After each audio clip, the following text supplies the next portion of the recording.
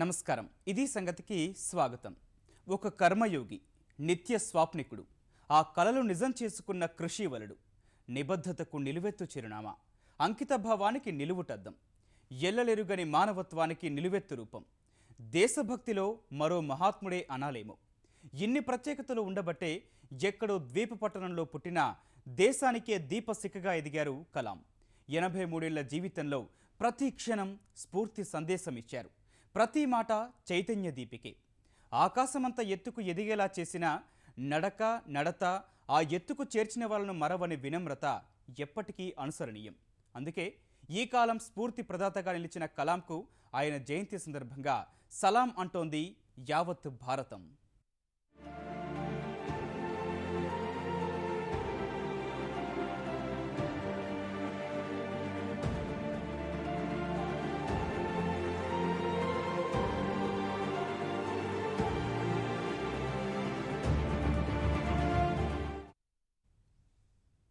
యువతే భారత శక్తిని గుర్తించిన ఆ మహనీయుడు లక్షల మందిని కలిశారు, కదిలించారు, దార్శనికుడయ్యారు.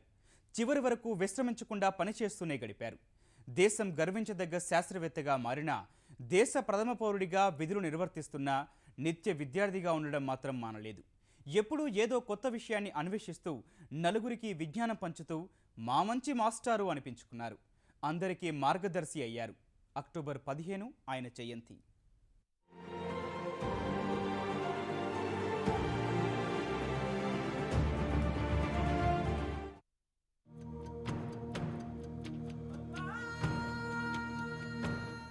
ఏపీజే అబ్దుల్ కలాం రాస్తూ పోతే కళాలకు అలసట రావాల్సిందే కాని ఆ దార్శనికుడి ఘనతలు మాత్రం తరగవు.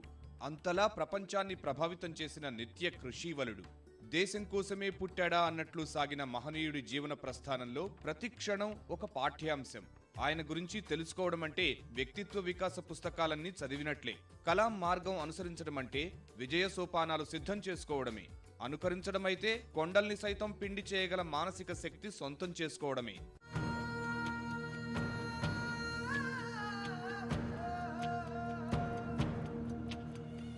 పుట్టింది ఓ మారుమూల పట్టణంలో అయితేనేం 125 కోట్ల మంది భారతీయులకే కాదు, ప్రపంచంలో ఎందరికో స్ఫూర్తి శిఖరంగా ఎదిగారు. కోటాను కోట్ల గుండెల్లో చిరస్థాయిగా నిలిచిపోయారు.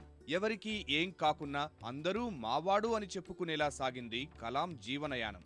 సాధించి తీరాలన్న కసి ఉంటే చాలు. పేదరికం, పెరిగిన ప్రాంతం, విద్యాలయాల స్థాయి అంశాలు అడ్డు కావని జీవితకాలం విజయాలతో ప్రపంచానికి చాటి చెప్పిన నిత్య కృషివలుడు. భారతీయ యువతకు పెద్ద పెద్ద కలలు కనడం నేర్పించారు. ఆ కలలు సాకారం చేసుకోవడం కోసం ఏం చేయాలో కూడా జీవిత చరమాంకం వరకు చెప్తూనే దివికేగాడు ఆ కారణ జన్ముడు. ఈ టెక్నాలజీ డెవలప్మెంట్ కానీ, మిజైల్ టెక్నాలజీ కానీ వారి పోషించిన పాత్ర విపరీతం, highest. Is a great motivational speaker. పిల్లల్ని కూర్చోబెడితే ఎవరైనా ఎదురు కూర్చుంటే స్పీల్ బౌండ్ అనమాట. ప్రెసిడెంట్ ఆఫ్ ఇండియా ఒక సైంటిస్టు, ఏ పొలిటికల్ ఇన్ఫ్లుయెన్స్ లేకుండా ఒక సైంటిస్ట్ని వచ్చి ప్రెసిడెంట్ అవ్వమని కోరారు. అంతకంటే అదృష్టం ఏముంటుంది కంట్రీకి? గర్వం లేకుండా humbleness. One should always embrace humbleness and హ్యూమెన్నెస్.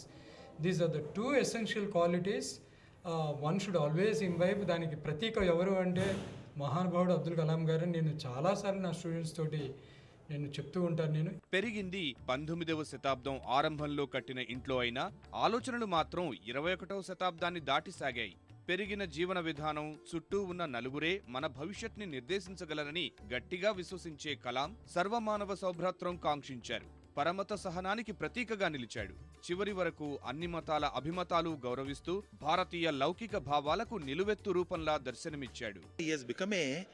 Sort of role model for all youngsters. ప్రశ్నలేస్తుండేవాడు పిల్లల్ని and inspire them all the time. ఆయన సైంటిస్ట్ ఒకటి, but more than scientist, he was a great science administrator. Rameswaram నుంచి రాష్ట్రపతి భవన్ వరకు సాగిన కలాం ప్రగతి ప్రస్థానం భారతీయ ప్రజాస్వామ్య విలువలు విశ్వవ్యాప్తం చేసిన ఒక సామాన్యుడి అసామాన్య విజయగాథ.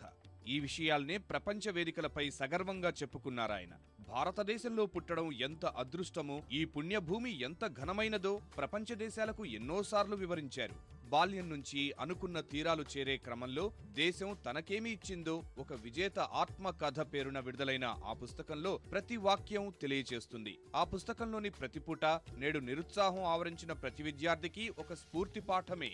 టీచింగ్ లైన్లో ఉండే ఉపాధ్యాయులు కానీ, ప్రొఫెసర్స్ కానీ, ఎవరైనా లెక్చరర్స్ కానీ పిల్లలకు రైట్ కైండ్ ఆఫ్ మోటివేషన్ ఇస్తే వాళ్ళు ఎంత ఎదగగలరో అని చెప్పటానికి అబ్దుల్ కలాం గారి ఫైర్స్ ఆఫ్ వింగ్ చదివితే మనకు చాలా అర్థమవుతుంది.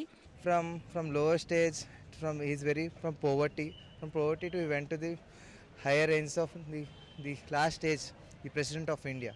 And so we are so proud to be living in the period of that time. అవే కాక indomitable spirit, ignited minds, India 2020, my journey రచనల ద్వారా కోట్లాది మంది ఆలోచనలు తీర్చిదిద్దారు. ప్రపంచ వ్యాప్తంగా అభిమానుల్ని సంపాదించుకున్నారు.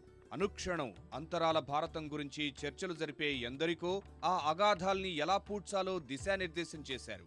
గగనాన్నే జయించిన అనుభవమంతా రంగరించి భవిష్యత్తు భారత స్వప్నాల్ని దేశం ముందుంచారు. అయింది క్షిపణి శాస్త్రవేత్తే అయినా తడమని అంశం లేదు. ప్రగతి చోదకాలైన సమస్త రంగాలకు దిశానిర్దేశం చేశారు. ఒకే చోట గిరిగీసుకుని కూర్చోరాదంటూ నేటి తరానికి విజయాలతో పాఠం చెప్పారు. APJ Abdul Kalam is our modern Gandhi. He is like a role model to all of us. His sayings and his quotes will always remain, even though he is no more among us. రామేశ్వరంలో పేపర్లు వేసిన చిన్న పిల్లాడు ఈ స్థాయికి చేరడంలో అద్వితీయ ఘట్టాలన్నీ ఏవీ వాటంతటవే జరిగిపోలేదు. బాల్యం, పాఠశాల, కళాశాల విద్య, ఉద్యోగ పయనం మొదలు భారతరత్నంగా ఎదగడం వరకు ప్రతి మజిలీలో కలాం నిరంతర శ్రమ, చేసే పని పట్ల నిబద్ధత, అంకిత భావం ముద్రలు కనిపిస్తాయి. ఇవాళ మన దేశంలోనే ప్రపంచవ్యాప్తంగా మాట్లాడుకుంటున్న అగ్ని, పృథ్వీ, ఆకాశ్, త్రిశూల్, నాగ్ వంటి క్షిపణులను తయారు చేసి పెట్టింది ఆ కఠోర పరిశ్రమే. అంత సాధించిన తన విజయాల ఘనతను అత్యంత వినమ్రతతో ఉపాధ్యాయులు, మార్గదర్శకులకు ఆపాదించిన క్షణంలో అందరికీ ఆయనలో ఒదిగి ఉన్న శిష్యుడు కనిపించేవాడు. ఇప్పుడు చాలా మంది విద్యార్థులు సూసైడ్ చేసుకుంటున్నారు. ఆ విద్యార్థులు అలా సూసైడ్ చేసుకుంటే అబ్దుల్ కలాం గారి మాటలకి ఏమాత్రం మనం విలువిచ్చినట్టు అయి ఉండదు. ప్రతి ఒక్క యూత్ కానీ, ప్రతి ఒక్క స్టూడెంట్ కానీ అతని ఆత్మ శాంతించేలా మనం ఏదో ఒకటి సాధించాలి. స్వతంత్ర భారతావనిని సాంకేతికంగా స్వయం సమృద్ధంగా తీర్చిదిద్దాలన్న ఒకే ఒక్క కల తప్ప మరే అంశానికి తన జీవితంలో చోటు ఇవ్వలేదు. అందుకే భయపడే వారికి లోకంలో చోటు లేదు, బలవంతుడినే మరో బలవంతుడు గౌరవిస్తాడనే లోకోక్తిని పదే పదే ప్రస్తావించిన కలాం అందుకు తగ్గట్టే రక్షణ భారత భవిష్యత్కు పునాదులు వేశారు. వివాహమనే మాటే మరిచి వృత్తి జీవితానికి అంకితమైపోయారు. రోజుకు 18 గంటలు పనికే కేటాయించి తోటి వారిని భవిష్యత్తు లక్ష్యాల వైపు కార్యోన్ముఖులను చేశారు. రాష్ట్రపతిగా ఉన్న సమయంలో సామాన్యుల కోసం రాష్ట్రపతి భవన్ తలుపులు తెరచి ప్రజాస్వామ్యంలో పాలకులు ప్రజలకు ఎంత దగ్గరగా ఉండాలో నేటి పాలకులకు ఆనాడే దిశానిర్దేశం చేశారు. నేను పెళ్లి చేసుకుంటే కేవలం నా పిల్లల వరకు మాత్రమే నేను జాగ్రత్త తీసుకోగలను. అదే నేను పెళ్లి చేసుకోకుండా బ్రహ్మచారిగా ఉండిపోతే ఈ దేశ యువత మొత్తానికి నేను ఆదర్శంగా నిలబడగలను, వాళ్ళని నేను ఇన్స్పైర్ చేయగలను అన్న ఒక్క మాట చెప్పారు. ఈ ఒక్క మాటతో అతను ఏంటో మనకు తెలిసిపోతుంది. కలాం నమ్మిన సిద్ధాంతం సాంకేతికత. ఇది అందరికీ అందుబాటులోకి తేవాలన్నదే ఆయన లక్ష్యం. ఆ దిశగా చేయాల్సిందంతా చేశారు. భవిష్యత్ని అంచనా వేస్తూ యువతకు మార్గనిర్దేశం చేసి క్రాంతి దర్శకుడిగా మారారు. దేశం మొత్తం తిరిగి విజ్ఞాన కాంతులు పూయించారు. స్ఫూర్తిమంతమైన ప్రసంగాలతో ప్రజల్లో చైతన్యం తీసుకొచ్చారు.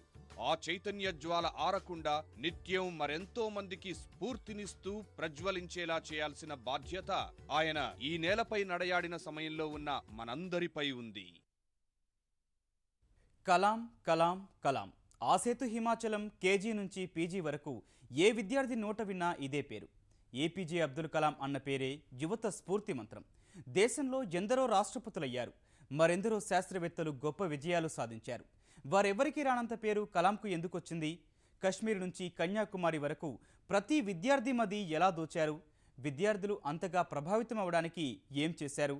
కలాం స్ఫూర్తి మంత్రం యువతలో చొచ్చుకుపోవడానికి దారితీసిన కారణాలేంటంటే ఆయన జీవిత ప్రస్థానమే అందుకు సమాధానం అని చెప్పొచ్చు.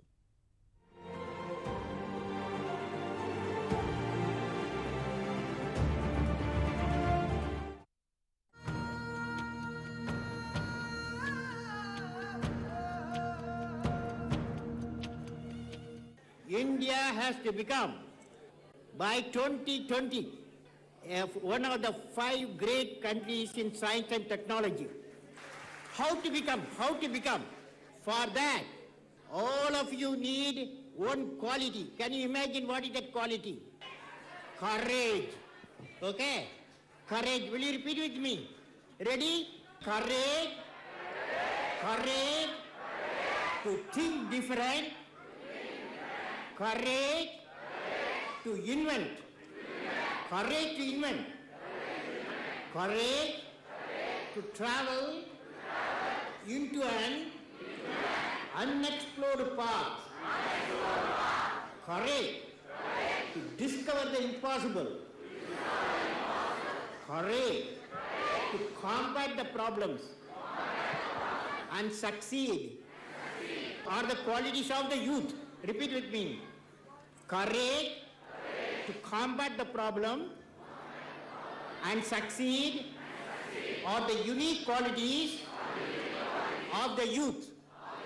As a youth of my nation, I will work and succeed. 2013 Kolkata చిన్నారుల జాతీయ సైన్స్ కాంగ్రెస్లో ముఖ్య అతిథిగా కలాం యువతకు ఇచ్చిన స్ఫూర్తి సందేశమిది. సరిగ్గా ఇలాంటి మాటలే కలాంను యువతకు దగ్గర చేశాయి. ప్రతి మాట మదీ ఆలోచింపజేసే సమ్మోహనాస్త్రమైంది. కలాం నోటి నుంచి వచ్చే ఒక్కో మాట ఒక్కో వ్యక్తిత్వ వికాస పాఠంగా మారింది. భావి భారత నిర్మాణమే లక్ష్యంగా అకుంఠిత దీక్షతో కోట్లాది మందిలో ఆలోచన రగిలించిన జ్వాలగా ఎదిగారు. శాస్త్ర సాంకేతిక ఆర్థిక రంగాల్లో దేశాభివృద్ధి స్వయం సమృద్ధే లక్ష్యమన్న కలాం ఎంచుకున్న మార్గం యువత. భారత యువకులుగా అందరూ దేశాన్ని ప్రేమించాలి. ప్రతి విద్యార్థి సాంకేతికత విజ్ఞానంతో దేశ సేవ చెయ్యాలి. కలలు కనాలి, సాకారం చేసుకోవాలి. అంతేకాదు జీవితంలో చిన్న లక్ష్యం విధించుకోవడం నేరంతో సమానమనేవారు కలాం. ఈ వ్యాఖ్యలు చాలు దేశాభివృద్ధికి యువత ఎలాంటి ఆలోచనలు చెయ్యాలో చెప్పడానికి. భారత భవిష్యత్తు విద్యార్థులపైనే ఆధారపడి ఉందనే నమ్మకంతోనే చిన్నారుల్లో స్ఫూర్తి రగిలించేందుకు ఆఖరి శ్వాస వరకు తప్పించారు. ఏ పదవిలో ఉన్నా, ఎన్ని పనుల్లో తలమునకలై ఉన్నా వారి సమయం వారికిచ్చేసేవారు.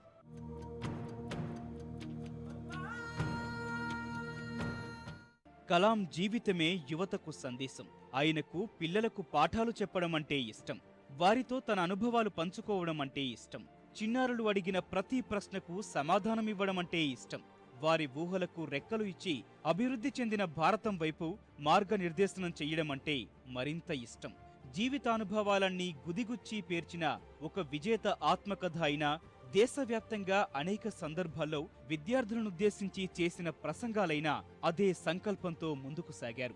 మన కాలం మహాత్ముడిగా మన్నన పొందారు. అబ్దుల్ కలాం గారి బర్త్డే ఇంటర్నేషనల్ స్టూడెంట్స్ డేగా అయింది అంటే ఒక స్టూడెంట్ అయినందుకు ప్రతి ఒక్క స్టూడెంట్ ఖచ్చితంగా గర్వపడాల్సిందే. విద్యార్థులకు సైన్స్ పాఠాలతో పాటే దేశభక్తిని రంగరించి అందించాలని తాపత్రయపడేవారు. 1999లో దేశ సాంకేతిక సలహాదారుగా విరామం లభించిన తక్షణం 2 ఏళ్లలో కనీసం 1,00,000 మంది విద్యార్థులను కలవాలని లక్ష్యం పెట్టుకొని పూర్తి చేశారు.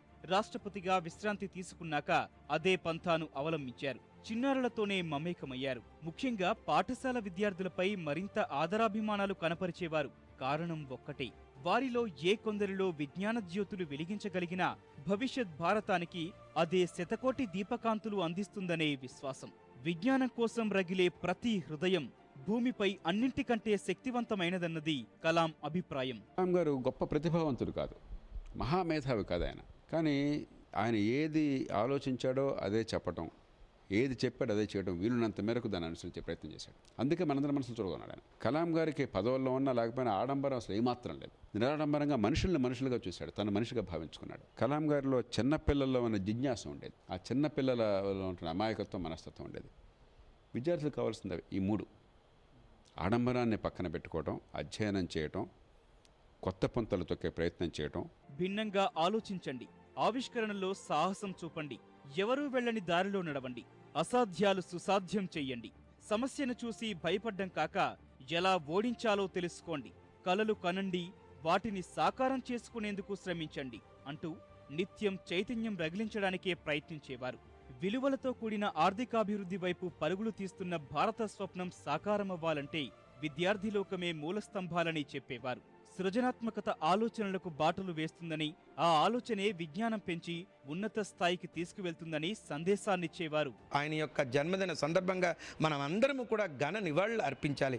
ఎలా అర్పించాలి అంటే ఆయన యొక్క స్ఫూర్తి, ఆయన యొక్క తేజస్సు, ఆయన యొక్క దృఢ నమ్మకము, కలలు గనండి, కలల్ని సాకారం పొందండి అని మనకి ఇచ్చినటువంటి ఆ యొక్క ఆయన స్ఫూర్తి మాత్రమే పిల్లలందరికీ చెప్పొచ్చు. ఆయన మనకు ఇచ్చేటువంటి గొప్ప దార్శనికత అంటే డైరెక్షన్ అనేది, మనము ఒక సెల్ఫ్ సస్టైన్డ్గా ఉంటూ సిన్సియర్గా ఉంటూ దేశం కోసం మనం కష్టపడి వర్క్ చేయాలి అనేది ఆయన నుంచి మనం నేర్చుకోవాల్సిన విషయం. ఆయన జన్మదినాన్ని ఈరోజు మన ప్రభుత్వం విద్యార్థి దినంగా పండుగ చేసుకోవడం అంటే ఇది ఒక విద్యార్థులకు మంచి అవకాశం.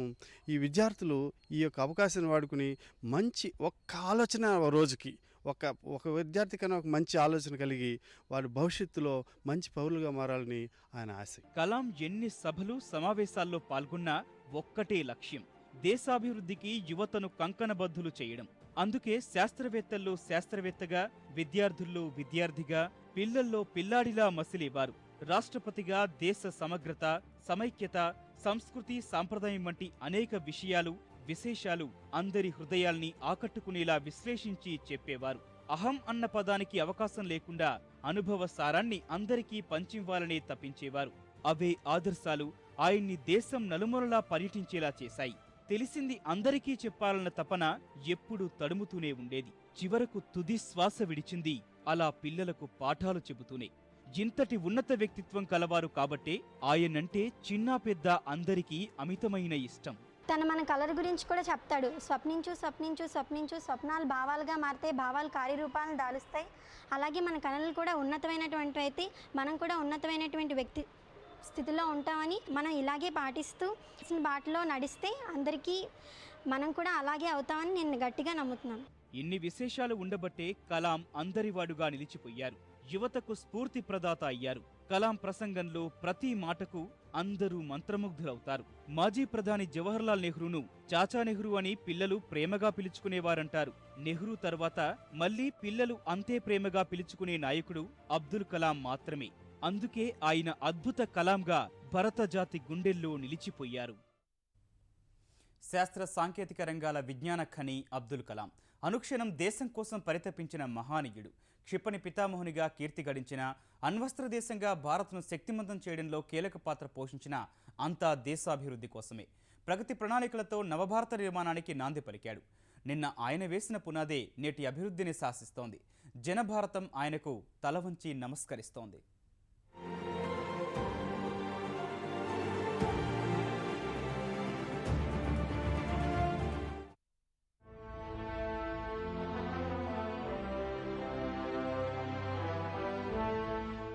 ఏళ్ల నుంచి భారత్ అభివృద్ధి చెందుతున్న దేశంగా ఉంది. భారత్ అభివృద్ధి చెందిన దేశంగా ఎదగాలి. ఇది కోట్ల మంది మనోఫలకాలపై చెరగని ముద్ర వేసిన అబ్దుల్ కలాం స్వప్నం. భారత్ను అగ్రగామిగా తీర్చిదిద్దాలనే లక్ష్యంతోనే అనుక్షణం శ్రమించారు. స్వయం సమృద్ధ భారత నినాదంతో విజన్ 2020 సహా అనేక ప్రగతి ప్రణాళికలకు రూపకల్పన చేశారు. అభివృద్ధి చెందని భారతంగా భవిష్యత్తులో తలవంచే పరిస్థితి రాకూడదని ఆకాంక్షించారు.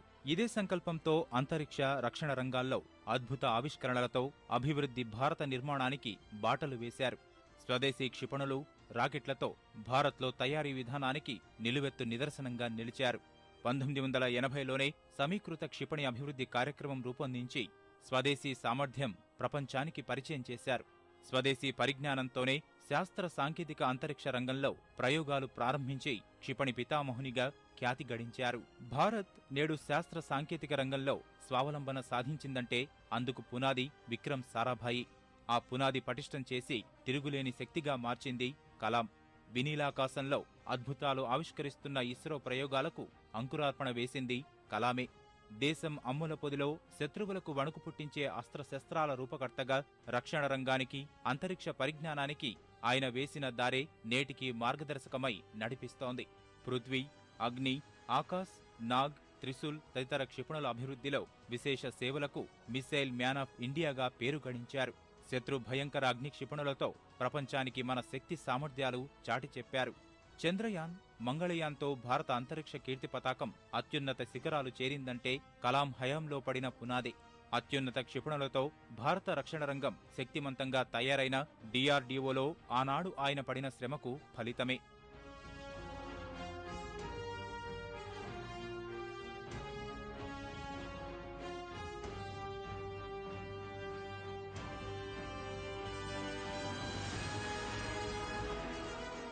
శాస్త్ర పరిజ్ఞానం అద్భుత వరం. దానిని వికృతం చేయకూడదనే కలాం విశ్వసించారు.